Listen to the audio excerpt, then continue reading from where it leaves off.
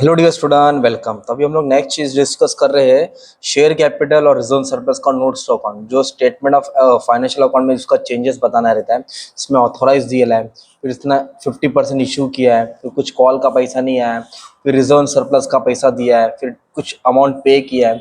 तो इसमें हम लोग दोनों चीज सॉल्व करेंगे। ओके, तो ऑथोराइज मतलब शेयर कैपिटल भी सॉल्व करेंगे और रिजर्व सरप्लस। तो मैं सबसे पहले रिजर्व सरप्लस सॉल्व करता हूँ क्योंकि ये पार्ट इजी है, थोड़ा मजा आएगा। ये जो थोड़ा टिपिकल है ना पैराग्राफ वाला, फिर वो सॉल्व करता हूँ। तो देखो, इनके पास जनरल रिजर्व में 30 लाख है, प्रॉफिट एंड लॉस में 10 लाख है, profit made during the year मतलब करंट ईयर का प्रॉफिट 60 लाख दिया। फिर इसमें तो उन्होंने इंटरिम डिविडेंड दिया और ट्रांसफर किया जनरल रिजर्व में, और profit and loss year and का बैलेंस बोला 22 लाख हो गया, ऐसा कुछ बोला है। तो सबसे पहले हम लोग जनरल रिजर्व लिखेंगे। ओके, तो जनरल रिजर्व में कितना बैलेंस है? 30 लाख। तो जनरल रिजर्व को पहले एज इट इज लिख लेता हूँ, 30 लाख। ओके, जनरल रिजर्व में कितना बैलेंस है? 30 लाख। और प्रॉफिट एंड लॉस ओपनिंग दिया है 10 लाख, और करंट ईयर का प्रॉफिट है 60 लाख। तो इधर लिखूंगा प्रॉफिट और इधर ब्रैकेट में डाल दूंगा करंट ईयर 60 लाख। तो दोनों प्रॉफिट को हमेशा ऐड करने का। ओके, तो टोटल मेरे पास प्रॉफिट हो जाएगा 70 लाख। कितना प्रॉफिट है? 70 लाख। अब 70 लाख का क्या करने का? अचार डालने का क्या? नहीं।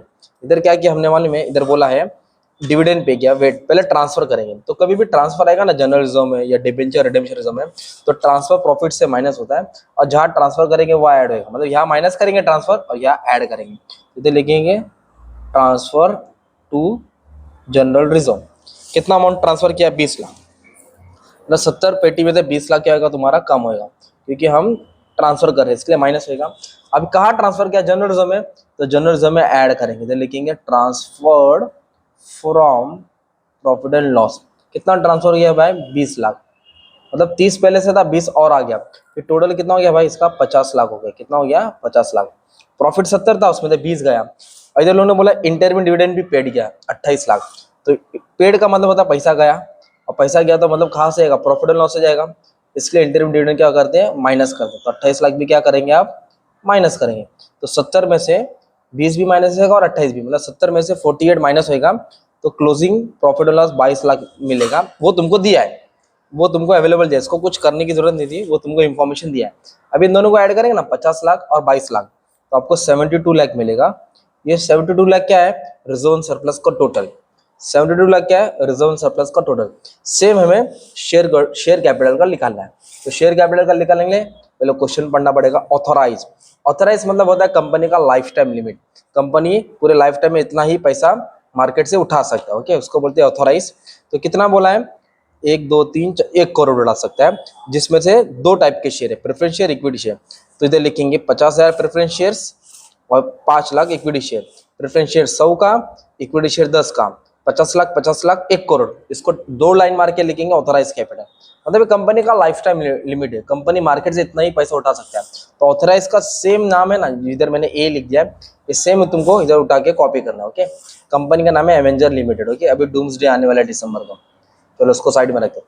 अभी कंपनी का ऑथराइज था ना, तो उसमें तो कंपनी ने 50% of each class share were issue.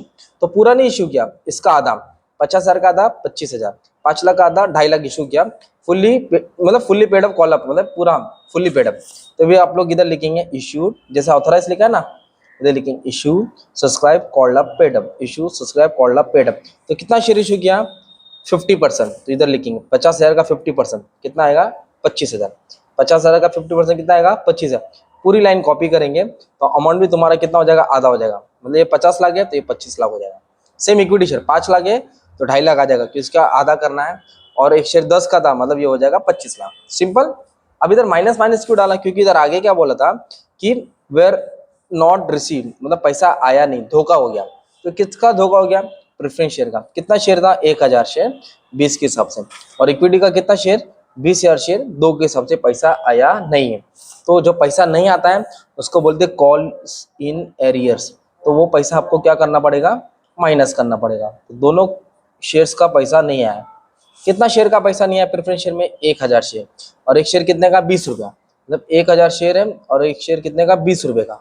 मतलब इसका कुछ हिसाब लगाएंगे तो 20,000 नहीं आया। तो 20,000 क्या करूँगा मैं? माइनस करूँगा। 25 में से 20 माइनस किया तो 24,80,000। ये हो गया मेरा प्रेफरेंस शेयर का पैसा। किसका हो गया? प्रेफरेंस शेयर का। सेम अभी इक्विटी शेयर का 20,000 शेयर का पैसा नहीं है और एक शेयर 2 रुपये का। तो इक्विटी शेयर कितना है? 20,000 और 2 रुपये का कॉल का पैसा नहीं है। कितने का नहीं है? 2 रुपया। मतलब 40,000 नहीं आया, तो 25 लाख में से 40 लाख माइनस करूंगा तो 24,60,000 आ जाएगा। ओके, अब प्रेफरेंस शेयर और इक्विटी शेयर को ऐड करूंगा ना तो 49,40,000, 49,40,000 ये क्या हो जाएगा मालूम है मेरा, ये मेरा हो जाएगा total of share capital, total of share capital, मतलब ऑथराइज को कुछ नहीं करने का था, बैलेंस शीट में ये वाला अमाउंट जाएगा। तो इस तरह तुमको ये वाला सम सॉल्व करने का था। तो मैंने क्या कर दिया, ऊपर वाले पार्ट में शेयर कैपिटल का नोट सॉल्व किया और नीचे वाले में तुम्हारा रिजर्व सरप्लस, मतलब इसमें मैंने दोनों सॉल्व कर दिया। और इसके पहले लेक्चर लिया था तो सिर्फ मैंने शेयर कैपिटल करा दिया था, वो वाला भी लेक्चर अपलोड है, देख लेना। और इसके पहले सिर्फ रिजर्व सरप्लस लेके वो भी सॉल्व करा दिया था। तो मस्त में अच्छा खासा लॉजिक के हिसाब से समझा दिया कि जो स्टेटमेंट में चेंज होता है तो कैसे चेंज किया जाता है। Okay, share capital notes to account, एकदम सिंपल, एकदम short. Thank you very much and all the best for exam, love you all.